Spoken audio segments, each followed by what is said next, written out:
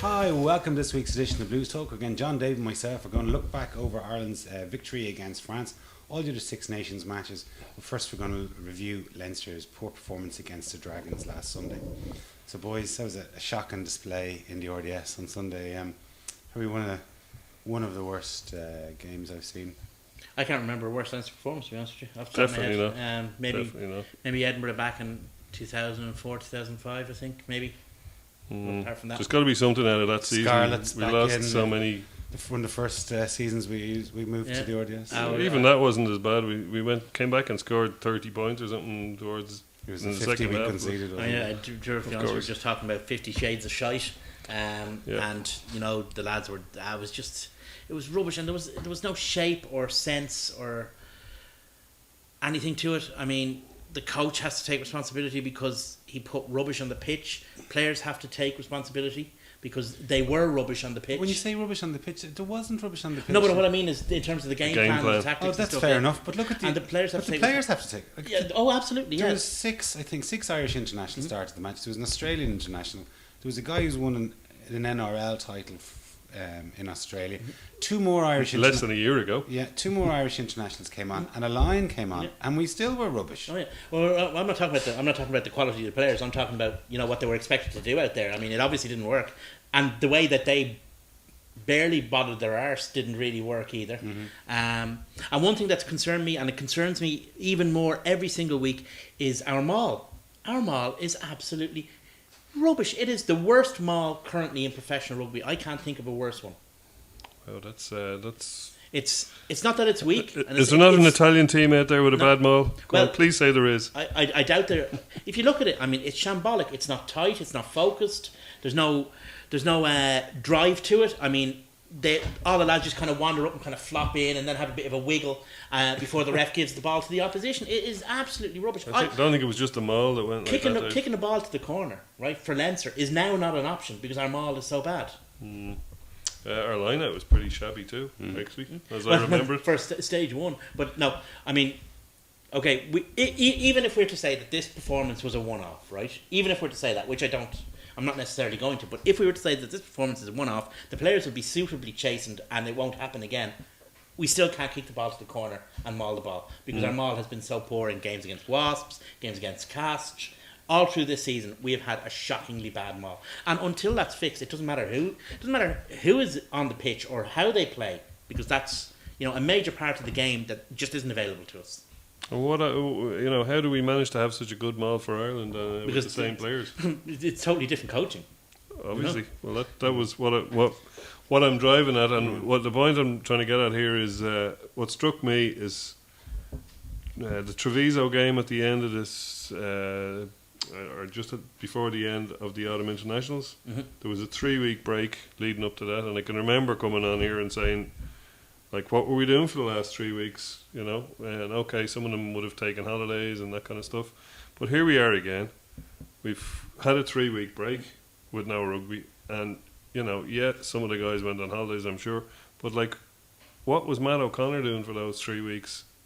To create something to What was Leo Cullen doing? What was Leo Cullen doing for the last 3 weeks to create a game plan and create an environment, as they keep using that word, for these guys to come back into and shine. Like it's got to start with the coach. I agree, but it also you still have to. Let's say that the players need to take responsibility. Of course, and there was a complete lack of leadership. At one stage, we got a pen. Sorry, we had a scrum against us on more or less their line, 5 meters out from their line. We got a penalty. The score, I think, was 9-6 or 9-3 at that stage, and we decided to take a kick at goal instead of turning the screw and taking the scrum. And we just had won a penalty against them. Yeah. Well, we can certainly scrum, but we couldn't kick for the corner. Yeah, I agree. But you see, the other side of that, and this kind of ties into what you're saying, Jason, is I mean, when I did some sound recording for the double DVD or the Leinster's treble DVD, and if I heard the phrase player-led environment one more time, I swear to God, I would have taken the boom mic and beat somebody to death with it, because it was player-led environment. So if it's a player-led environment when you win, to a certain extent it has to be a player-led environment when you lose, because of course you can't take the credit when you're winning and then avoid all responsibility when you're losing. And the same goes for the coach. The coach can't take the credit for getting Leinster to a quarter final of the Heineken Cup, etc., or the whatever it's called this year, etc., etc., etc., and then avoid the credit and say, well, it's a player-led environment when we lose. So, I mean, there's a lot of blame to go around and not a whole lot of glory so far this winter. Just when we looked like we were kind of, the first half of the Wasps game, we're looking like we're coming into some kind of form, and then we go on a break. But I just think that the players have to take responsibility, and there was some leaders out on that pitch. There was Shane Jennings was out there. Fergus McFadden looked like he was. At least he looked a bit angry, like he wanted to do something. Fergus McFadden is, I think, a different. Fergus McFadden, Dave Carney, and Luke Fitzgerald were the only three that looked like they were.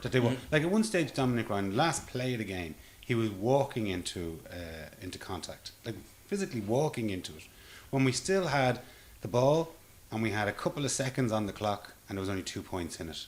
And at the halfway line, he was just walking into contact. And in fairness, he was receiving the ball stationary and then decided to walk. And it's just not good enough. And another thing, in terms of the great Blame-A-Rama 2015, which we talk about the players. As supporters, we have something to blame. We have to take. We didn't show up. We have to stand up and be counted because we weren't. I mean, I have never seen an emptier RDS than I did last Sunday. Now, I understand completely that there was a big match on the previous day, right? And that people only have so much leisure time that they can assign, if you like, to rugby or whatever. And I would not have been surprised if that attendance had been significantly down on what would be normal then.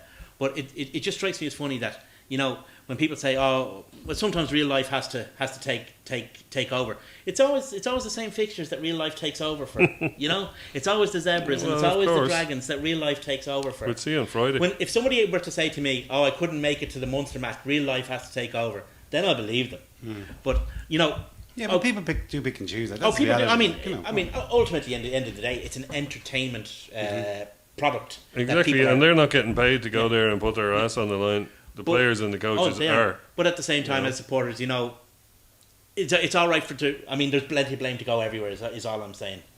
Well, you just have to look at the league table. We've won one game more than Connacht.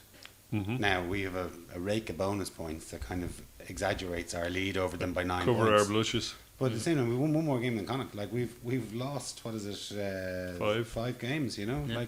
I can't remember the last time we lost that many games in it. Certainly not under the last 6 or 7 games still to go. Yeah.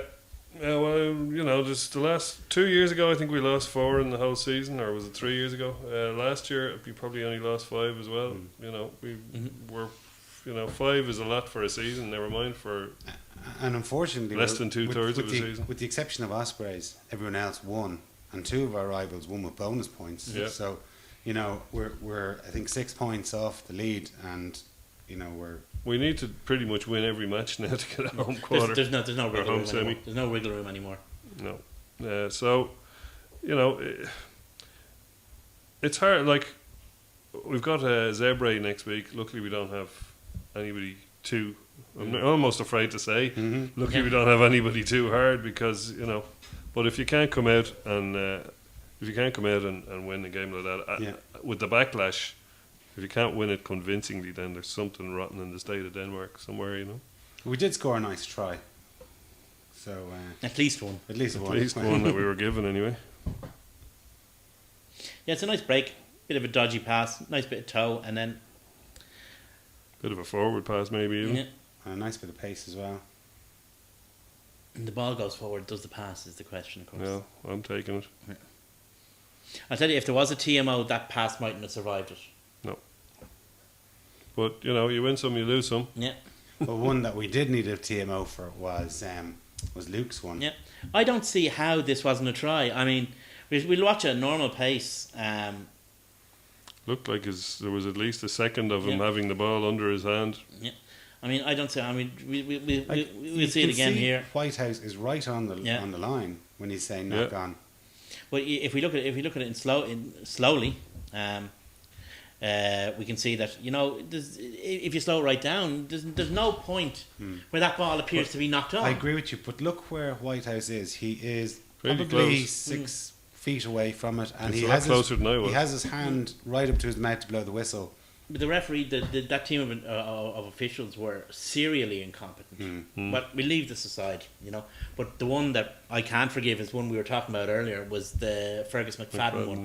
Yeah. The ball into touch from the kickoff. I mean, that ball, Fergus McFadden knew exactly what he was doing, and he did it right. It was like an old-fashioned Yeah. mark. You know, Yeah. he had his nearly his heel dug Yeah. into the ground and Before he caught caught and, the and ball, yeah. straddled the line, 1 foot in, 1 foot out, and caught the ball, presuming it was going to go back for a Yeah. scrum on halfway. Well, the And ball, the touch judge was only about 3 or 4 Yeah. meters away from They it. were.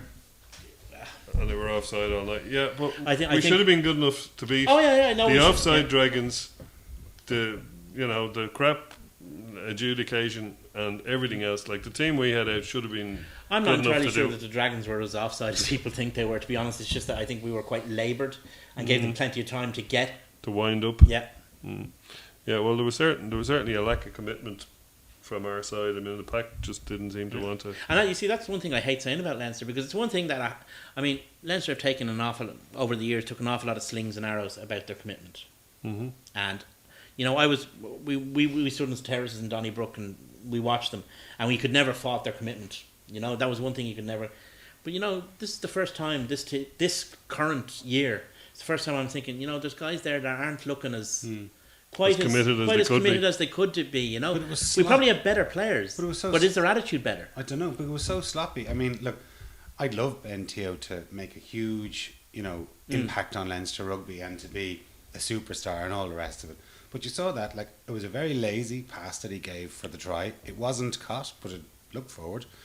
He knocked the ball on 3 times in quick succession. Oh, that's the drought generation, mate. You know, He's New can't play in the Zealander. rain. It's not like it doesn't rain in New Zealand. Yeah, Exactly. well, but he's like, it wasn't just him. You know, that's unfair. left there Just when to he was just, 17. but it's unfair just to sort of to point the finger at one guy. Like, there was a rake of them that just seemed to be going through the motions, were uninterested. It was just a appalling display. Yeah, there was no, and there was guys there who just wanted to get back to watching the, Six Nations highlights on the telly. I don't know what it was. It's the first time I've ever, and you know this, it's the first time I've ever said this about a Leinster team, but that was a Leinster team that didn't look like it was all that interested. Mm-hmm. Yeah, and anyway, we're just gonna have to draw a line on. Well, I'll tell you what we're going to have to see. I'll tell you, we're playing Zebre, and now Zebre are not very good, and unless we see them absolutely massacred, I mean, that's the only way that this Leinster team can win now on Friday. If they win, it's like we always say about the Italians. If you lose, you're boned. If you win, everybody expects it because it's only the Italians. Yeah. But they're going to have to go out now and they're going to have to absolutely massacre Zebre. But you wonder now if you're gonna you might see quite a different team. Like there's some of the internationals might be coming back into the fray. You might see. I'm not sure if O'Brien will play, considering he played last week. He played practically the entire game, but you might see Healy probably Healy will, playing. yeah. Well, you see, the thing is, they're like the internationals are all over in the west of Ireland today. You know, how available are they for Yeah. training? You know, Yeah. they're all off on kind of taking the training camps around the country, kind of thing. So, I mean, they're all over in Galway. So, are they going to be available for Will selection? Joe want to see Madigan at 10? Get him a bit of game we know, time we at know 10? that Strauss won't be available. We know that Reid won't be available. We know that Denton won't be available because there literally just isn't enough time for them to go through the return to play protocols before the match In starts. 5 But days. they yeah. did look groggy now in Yeah, France. well, and- they're out anyway. I mean, they could if the match was on Saturday, they might have been able to play, but there isn't enough time for them to go through the RTP. Well, there's Gordon Darcy could easily be wheeled back in. According to dispatches today, he's back available training. for selection, Well, to be and Redden and Kirshner. well, he could be babysitting Ben Teo. He might be a better babysitter for him than I think. Actually, didn't Teo move into 12? Theo moved into 12 and Luke went into 13. You know, which is kind of out of his comfort zone a little bit. You've that second less on the ball. Plus, he's been groomed as a 13 allegedly anyway. So with a bit of experience with Darcy inside him, and might he just needs to catch the ball. Yeah, well, I'll Yeah. tell you what, they can Catching the ball is- apologise to us with their performance on Friday night. Well, one team that probably doesn't need to apologise is Ireland. Like, No. it was an efficient performance. It wasn't a great match as a spectacle, but it was a great result. Like, it was only the second time we've beaten France in 10 years. There's a lot of people like listening to a few podcasts and so on, getting very critical of. Like, Ireland won did they an remember- international against France. Do they remember Yeah, well, the it's a shite 70s, France, 80s, in and fairness. 90s and noughties? Do they? Yeah, and do you remember the France that used to play back then? It's not. Yeah, but still, I mean, They haven't it been playing for the last few It's a seasons. shy France. It's not a shy France. It's Shy coach. It's a shy coach to France. But that team. But, do- that do coaching these- doesn't matter all do- that much to do- France do- anyway. Do these guys not play for the clubs that are supposed to be dominating the world? Yeah. And the Yeah. other thing is, I mean, coaching doesn't matter all that much to France, and it didn't back then. Well, maybe when Jacques Faroux was in charge, he was very, But very. that's the very thing. They were allowed to play 10 years ago. They're not now. You know the story about Stephen Jones when he went to Claremont and he turned up and he was like waiting for the tactics to be revealed that he'd be playing on Saturday, and he asked the coach about it, and the coach told him, "You're the out half. You decide the tactics that we'll be playing on But it's Saturday." normally the 9 that Yeah. that So I don't brings know the about tactics to French rugby, not that. the But 10. I mean, there's no bonus points in the Six Nations. There's no style points in any rugby.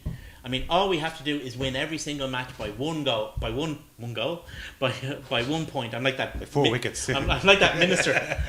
All we have to do is win every match by 1 point, and it's loose the fireworks, etc. Yeah.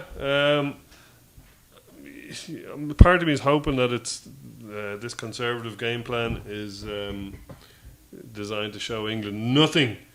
And that we're going to come out we haven't been juggling conservative fire in 2 weeks. this season under Smith, like we've played, what is it now, 5 games, and we haven't really cut loose in any of them except Georgia. Well, before Sunday when Leinster played, I was thinking in my head that here we have Joe Schmidt playing a really conservative game plan, which is the way rugby has gone. Every bloody team in the world is playing a really conservative game plan. And England look to be the one that want to run the ball. yeah, well they were willing to run the ball in Twickenham against Italy, which fair enough.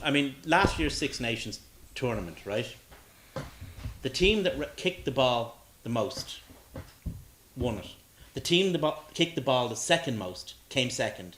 The team that kicked the ball the third most came third and fourth and fifth, etc. And that's how it worked out. It's showing you. Just to finish off, the offloading stats were almost identical. There was some switch between third and fourth, but the team that offloaded the ball least finished first. Well, that does show you the way the game has gone. Just in the few short years since in this wonderful world where Leinster used to throw the ball around miraculously every game, and we never even dropped a goal for 3 years because we played such running rugby. But even Joe Schmidt is doing it now, and what I was thinking about was, if that was Matt O'Connor that had come out with that game plan, he'd be getting his ass kicked. No, he wouldn't, because he won. Well, you see, this is the thing. But he won. Look at Smith's results. Look, Absolutely, I totally agree with you, Jason. But I'm just saying that winning isn't enough for some people. Well, for some people, but if you just want to draw the comparison between O'Connor and Schmidt, like O'Connor has lost, 5 games this season and drawn 1. Schmidt's lost 3 matches, 2 of them, in his first 2 games. That'd be all very well and good if the criticism of O'Connor had started this season, but it hadn't started last season when he was winning stuff. So but we're talking about Joe Schmidt. Winning kickers are winners. It's as simple as that. If you want to watch a team go and play beautiful, flowing, flowery passing rugby, go watch Sevens or get used to losing with Italy. Go to the amateur game because it's not going to happen at this level. I think it's going to be a shit spectacle for the World Cup this year. But what'll happen is somebody will come up with something. Some innovative coach, might be Joe Smith, or maybe he has it. Maybe that's why we're not seeing anything. But somebody will come up with something. It always happens in every single sport. Somebody comes up with something that gets around the great defence, the blanket defence in Gaelic football. Somebody came up with something. But look what happened in the first play of the game on Saturday. Like Ireland received the ball and they're deep in their 22, and they ran it. Mm-hmm. Like very few teams will actually have an exit strategy that you run it. And where I was right behind that, and they did it for the first 3 plays. They actually ran the ball. So they were taking risks and chances, but it fits into people's agendas to say, oh, rugby's rubbish these days. It's all kicking. It's all huge, enormous guys not running into space, running at each other. There is a lot of kicking in rugby, but why is that rubbish? It's a skill of the game. It's like saying, oh, you won because you kicked more penalties than the other team. Yeah, that means we were better than the other team at actual rugby. There's all these things. People forget there's all these things. Oh, you have a big pack. That's the only reason you did. A big pack is part of rugby. What way did England play in 03 when they won the Grand Slam, followed by the World Cup? And what way did they play in 91 when they lost to the Australians in the final? You But know, people just have an agenda and they want to fit it into it, whatever their agenda But is. you Of do course. it, the best way to beat a team Including is to us. beat that team.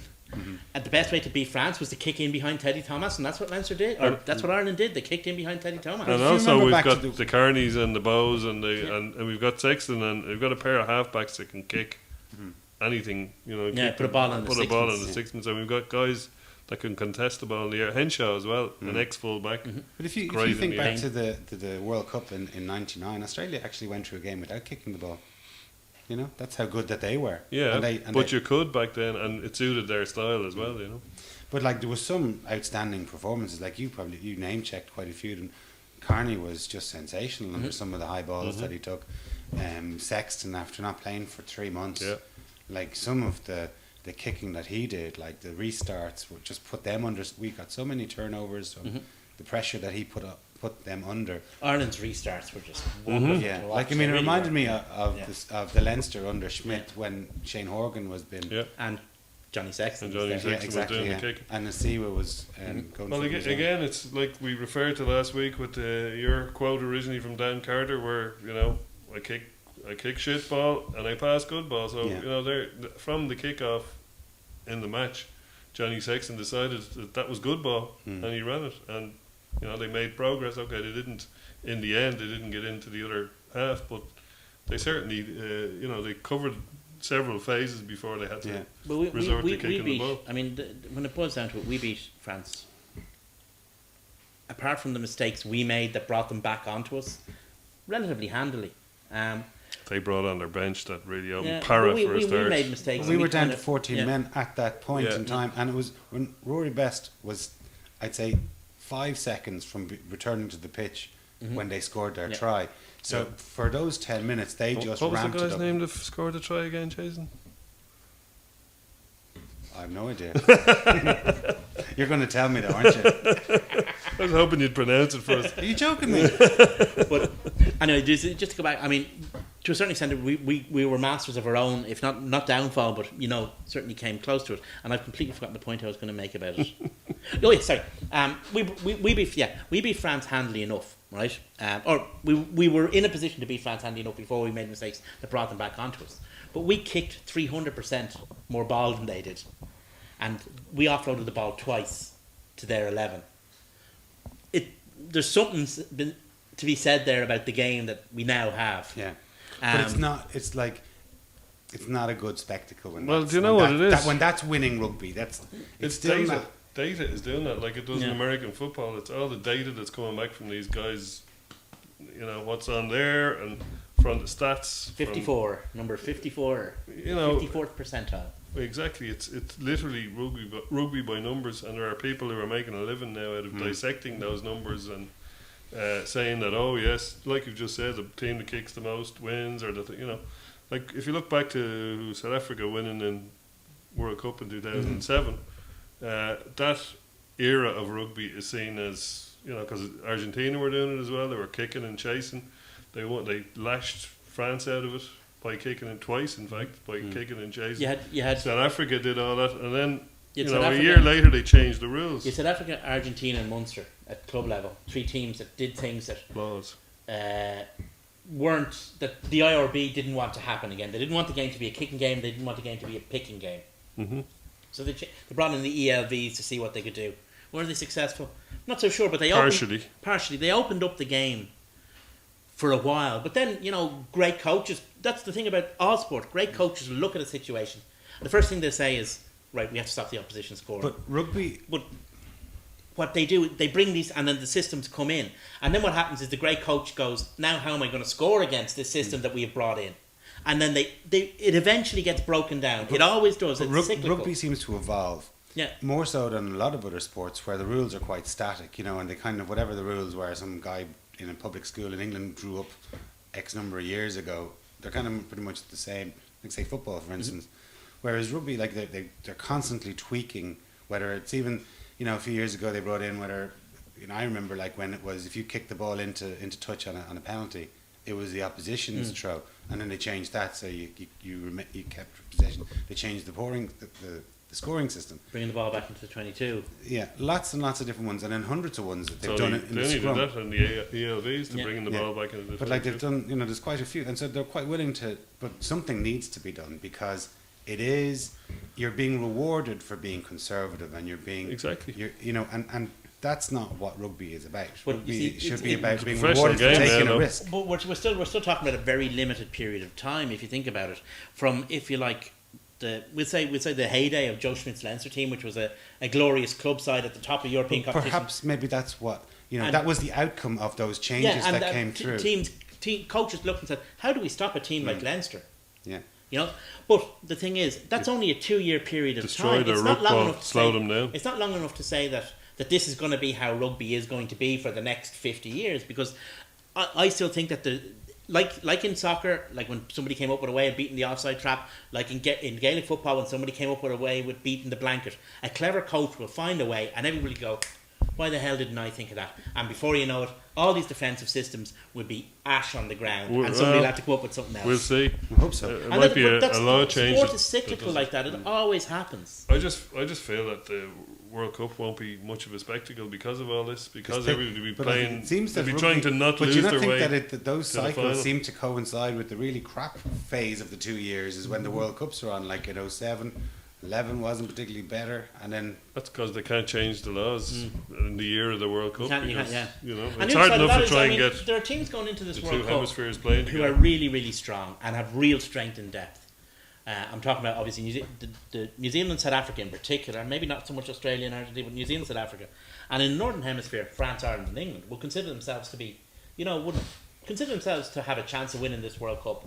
They're not going to show pony until the World Cup starts. So there's teams playing in a period of time where the game has become, where successful rugby has become quite a limited game. There are teams even within that structure playing a limited game. So you've got limits within limits because because for everybody, including for the first time possibly ever, Ireland, the World Cup is the thing. We shall see. Yeah. The World Cup was the thing back in 2007 when It wasn't the when Irish. Eddie the O'Sullivan Irish, took you everybody remember in all and that- made the them Irish- train for all- months and months. All the IRFU And not ever throw the wanted ball out of the around. World Cup was not to lose too much money on the autumn internationals that they were missing out on. well, they do have autumn internationals now. They have two. No, they've the two games. I mean, with the last World Cup cost the RFU $2 million in lost revenue. Right, it's in the annual report for that year. They're hoping this year that they'll actually be able to break even because it won't be such an expensive World Cup because it's next door. It's across the world. Yeah. But it cost them €2 million. Well, I will be very happy if Joe Schmidt is keeping stuff under wraps till 2 weeks from now. Never mind until September. I think England are looking like a fairly. England are looking like the real thing, and even That guy Joseph is a revelation but at even 13. the injury they suffered, And But he's even only the- in there but because even injuries. Even the injury they suffered, they actually have Mike Brown's a brilliant player, and without him, but they have Alex Good. Yeah, it's probably the one position that they do. They- well, yeah, so- they've but genuine actually, Lancaster said that he could well be available. And Yeah. I think the outcry from the concussion junkies or pornographers will be Well, if outrageous. he's when ready, he's ready. If he passes medical True protocols. enough, but it did look very bad. Like, Oh, I obviously mean, was. even going back to the old days, you had to take 2 to 3 weeks off when you got a bang in the head. I think in a position like that where England are with two players who there's only a flag paper between them anyway. I don't know about that. I'd have Brown way ahead of Good. I think Good is a superb player. I think he's really, really top class. I mean, I really do. I'm not saying he's rubbish. I just think Brown is. I think Brown is, but I think they're both at the Look very really highest good, level. yeah. Yeah. One guy that probably won't be featuring against England is Heaslip. He No. got a very nasty injury. I mean, if he's got Wolverine blood or whatever, what's it take to put You a don't- hole in 3 of his vertebrae? You don't really see it from these angles, but it There's was only one angle. Yeah. it was a work of snidery. So it was. It really was. It was just a snide thing to do to another player. Wasn't on there the some pitch. Brazilian player in the World Cup that got a bang on the back as well? Yeah. That's right. Yeah, and broke his back as well. There you Neymar. go. Neymar. Yeah. No, that was it was just an act of it was a cowardly act, really. It is, Amazingly, and- Wayne Barnes didn't see it, despite the fact that it was right in front of him. However, Nigel Owens, who was, many yards further away from the incident, did see it. The eagle-eyed Nigel Owens, fair play to him. Because if he didn't call it, God knows what would have happened. You can see this is the angle that shows it. I mean, That's it. But like he's running in there at half pace, and he just he launches. does it. He does it. He goes in there to do him. I Yeah. mean, it's as simple Like as that. there you see it there. Look, it's kind of Yeah. skips into it. And he tries to distract with the upper body there, where he's And you'd be disappointed in a player like Pape. You know, he's not the kind of guy you'd expect from somebody like Parra. But he's sighted now, like so. You To wonder be honest, how long I don't he'll think get. he's one of the best second rows they have. Anyway, I don't know if it'll do Possibly France a not, favour. no. You know, like it'd be like I But think it's such a cheap shot. I mean, Yeah. absolutely a Absolutely, cheap yeah. shot to go for a guy's back like that when he's when his body isn't tensed or whatever to receive a kick in the ribs. oh yeah, it's an active. It's an active cowardice. You know. And that's why I was surprised with it, because Pape is kind of like, as you say, he's not their best second row, but he's in there to do a job. He's a bit of a Leo Cullen type figure in terms of, he brings more than the sum didn't of he his captain parts. him a few times? Yeah, yeah. But he looks to be completely confused as to what he's done. Yeah. Moi? Pourquoi? Anyway, yeah. So like they're kind of saying he could be out for up to 4 weeks, but Well, I think that's. the I good think it's news. been very optimistic for someone breaking The the good vertebrae. news is, we've pretty much everybody else. There's hardly a player now that we might get a bit of game time into Healy, and O'Brien's had a bit. Sexton's come through, and he's going to be playing Claremont at the weekend, so he'll certainly he might get too much game time. I know, yeah, but Heaslip is one of the leaders on the Of pitch. course. He's one of the he's got Fabulous 70 player. caps. He's he's going to be a big Well, loss. he's up there. He's one of the But best. he's going to in the be a race in the world. huge loss against that Absolutely. England pack. And Absolutely. like the guys, like we can say we have a very strong depth, but there's a gulf Not at between eight. there's Not a at gulf eight. between what's Yeah. there and what Ironically, that's one of the positions where we don't have depth. Yeah. I mean, Well, what I'd say Joe Schmidt will do is bring in Jordy Murphy, A, because he was in and against he's Italy, overweight. and B, it means you don't have to move anyone else around. Like you could put in Henderson at 6 and either bring O'Mahony back to 8, but that much disruption, Yeah. I'd say for the lack of And the disruption other thing alone. is, this is a game in which our scrum is going to be under a huge amount of pressure. You want a natural 8 at the back there, Yeah. in case there is some scattery ball that needs controlling. Putting in a guy good and all a footballer as O'Mahony is, he's not a number 8. So he doesn't have that skill. But it's interesting, I totally would agree with you. The less disruption, the better. Whereas England, when Mike Brown went off, moved everyone moved around. everyone. It was like changing pieces on a chessboard around rather than just a like-for-like replacement. And for a backline that hasn't played that much Exactly, together, yeah. It kind of worked as well. That was the thing, though. Well, I know, but they were playing against Italy. So. They did concede quite a bit. I mean, the option. He has no option. I mean, the number 8 at Connacht isn't Irish qualified. Number 8 at Ulster isn't Irish qualified. Number 8 in Munster isn't Irish qualified yet. And Copeland's injured. the And rest of the Copeland's injured. season. Anyway. Copeland's not at that level either. No, anyway. but he's out for But the he's out rest for the of rest the of the season. season. So, I mean, there is no choice. Literally, there is no choice. If he's going to pick a number 8, there's only one he can pick. Yeah. But he played there. Murphy played there last year in the last match against France. He was on the bench. Oh yeah, I mean, Joe will say, this is what he does when he drops players in.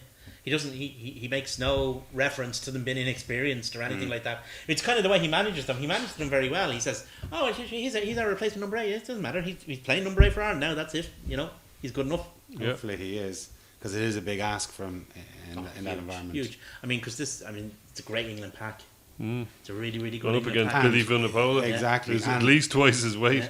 Yeah, and they're just a juggernaut pack, really, aren't they? And especially when they had their injuries against Wales, they kind of had their 4th and 5th choice second rows, and they were still bloody awesome. And this is the thing, you can't. It's not like the French pack where you say, "Oh, we'll run them around."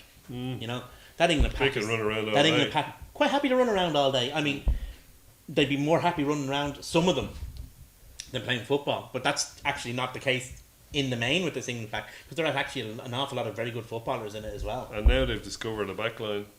They've got George Ford getting things moving. They've looked across their Joseph and Burrell, which seems to be working pretty well as a combination. So they're still not sure of their wingers. They're chopping and changing a bit there. I think they're happy with Watson. They've Watson and May. May, Isn't it? I'm not so sure about May now. I don't think he's been playing all that well. He scored a try against New Zealand, you see, and he's still dining out on that one. So he's I think there's probably better wingers available to them. yeah. And what's Yard, for example. Mount Yard, yeah. Wade. Wade, and there's that chap, the fellow with the funny hair, but he's been playing centre this year for Exeter. Played for them last year. Jack Nowell. Yeah. Yeah. Young Chris, guy, Chris under Ashton, you 20s. haven't mentioned, and he's Yeah, he seems to be He's out out of of favour. favour, though. he does. Yeah, Yeah. I don't. Maybe he's dirty his bib there. You wouldn't know because Dunno. someone like him, I would just have expected to be on the fringe Because of the English. In fairness to Lancaster, he's not a guy who's all about, oh, you were bad once, so I'm excluding you forever, because he brought Cipriani back into the fold, for example. So whatever Ashton did, it's still he's still on the naughty step for it. Yeah, he seems to be. But like just going back to some of the Irish players, like I thought, O'Brien for his first full game back, Yeah. like he didn't carry a whole lot, but Jesus, he can clean a ruck out. Oh yeah, There was a good footage of that, yeah. He seemed to it was like he's lifting up 3 players and dumping them on their ass, Yep. He did manage to stay on top of Looks Deuce like Dwyer as well. he's with a heifer there. Or just, You've never actually lifted a heifer, have you, in your entire life? No. No. shifted a few though. We leave the end out of this. Yeah. Well, there was the guy ancient Greek guy who originally invented weightlifting, is supposed to have started the mythology. Steroidicus. The mythology is he started carrying a calf around the perimeter of his land, and he did it every day until eventually he was carrying a cow around his land. So that's where progressive weight training comes from. Obviously, it's a myth of some sort, but it's an interesting. It was one. interesting. It's probably what Sean O'Brien I'd did. be so surprised if that Yeah. makes the final. I was so fascinated by that. All right. Well, no, Sean. I mean, for a guy, the big worry was, will he last? It's not. It wasn't a matter of will he last 80. It's like, will he last 40 or will he last 50? Guy played 80 minutes. Yeah. Well, they he did. did. He went They did off give him few a little minutes, break. didn't he? Yeah, little break, yeah. But like I was thinking, why isn't Cronin on? Don't take the throw, Sean. Jesus. But And if you're taking it, don't throw it to the But back. Brent Pope always wanted him to be played at hooker. yeah. That's true. But he should have thrown it 2 then instead Yeah. of 6. But we criticised the Leinster maul, but the Irish maul, like there was one time towards the end of the second half, we mauled the ball, I would say 35 metres. Oh yeah, it was Yeah. a thing. Out of the 22, almost to the halfway line. It was Yeah. phenomenal. If only we'd been doing it from their 22, it would have been Yeah, even true more enough. phenomenal. True enough. And it was superb. I mean, Easterby's come in there, and I mean, people talked about Plumtree and what a huge benefit he was, and he was. Yeah. But he's gone now, and he doesn't seem. I mean this in the nicest way. He doesn't seem to have been missed. But a friend of mine actually was at a thing that Joe Schmidt was giving a speech at, and he kind of had a chat with him, just for 3 minutes, and he said, "Geez, that was why did you pick Easterby, or what?" And he just said he's great, but he's very raw. But you can see what he has brought into the team, like to have the balls to not compete on a line out 5 meters from our line. Yeah. And to have the nous to Serious, do it, alright. like that takes a lot of guts to. It takes a lot of guts, A, to come up with the idea, B, to convince the head coach, and C, to convince the players to do it. Yeah. Because you depend on, there's an awful lot of variables there. You have to trust the ref for that one. But we did do it against South Africa, I remember, but more further out. Like it was probably on the 22 rather than 5 meters out. But it worked a treat. It's a brave move. No, Easterby, but that's Easterby ever since he came into the Irish team as a player. He's always been, just always right on the top level. I always thought he was the most underrated player Ireland had for years and years and years. He was superb. Very player. cerebral, Dave. Very cerebral in his playing and in his coaching. What's that about? Will that make the cut? What's wrong? Are you having a seizure? What's wrong with you today? Fast. Has his face fallen on one side?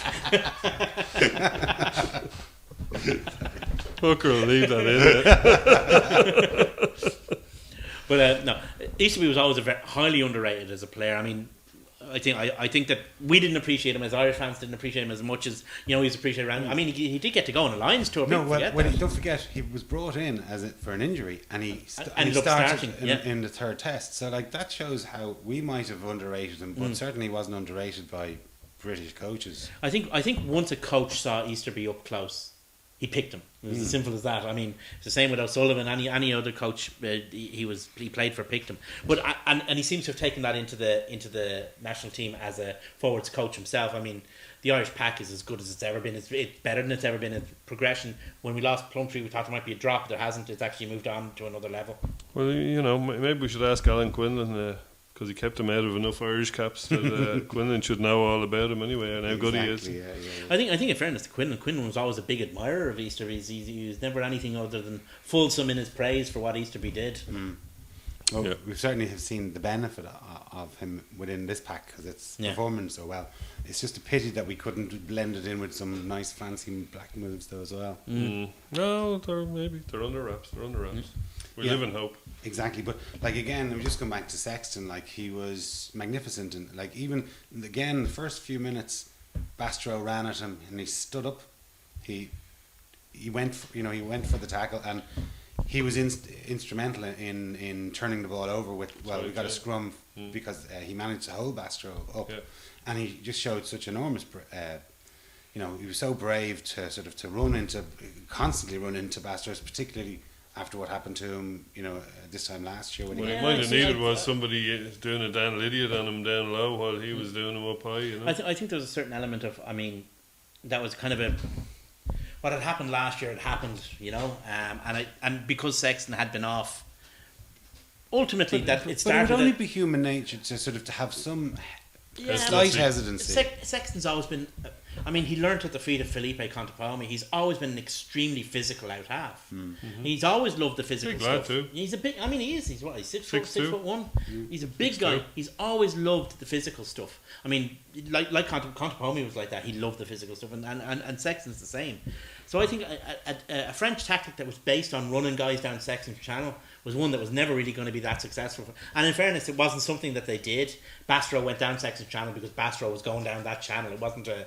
I don't think it was. Because I think it was probably the closest point. Yeah, because he couldn't run any further out. was I don't think Bastro had or France had decided to go through Sexton. I think they knew that would be. There was a picture just of a bankrupt burger in the idea. crowd down the other end of it. Yeah, possibly. Because they certainly didn't invent that tactic, it's nothing new that a big lad's gonna run at the smaller right half. Yeah. No, Roger's been protected from it for years by David Wallace. Yeah, he sure was. I don't think Sexton needs too much protecting, to be honest with you. No, but he had a super game. He was. But you can see Sexton. He comes in there. He hasn't played in 12 weeks or whatever it was, and he And looks. he's only going to get better. Yeah, and he just looks like the world class out half he is. Yeah, I agree. So don't break him, Racing.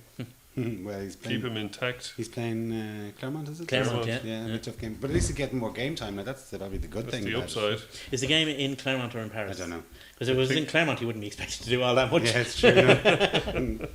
Well, one bit of bad news, I suppose, was that Damien Vardy had to announce his retirement today, which is a shame because, he kind of was not a superstar or anything like that, but he was a very real stalwart. He was a real wholehearted, stalwart. sort of Yeah. honest player, Yeah. and it's a shame that he kind of had to call it quits. It's always a shame when a player has to retire early, and he's still. You look 31, at I the think age he is. that hookers are going on to these days, 35, 36. He had another 4 or 5 years in him anyway. But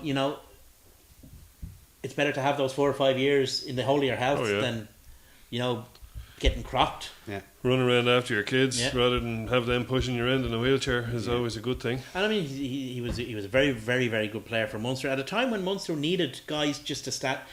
Munster went when he was. Well, he had a hard act to follow. Like he had Sheehan that was there. Wood, and then Sheehan, and then Flannery. Flannery. It's very difficult. And all three of those were internationals, and had long distinguished Lions. At least 2 of them were Lions. You know, he had to kind of stand on the bulwark on a Munster team that was entering a rebuilding phase. Maybe didn't quite know it yet. So he had a really, really tough job, and he did it well. Munster, despite the fact that they did and do need rebuilding, they still managed to keep the key results turning over, and that's a credit to the senior players, of which he was one. Yeah. Anyway, boys, fascinating as ever, and thanks a million for watching. Cheers.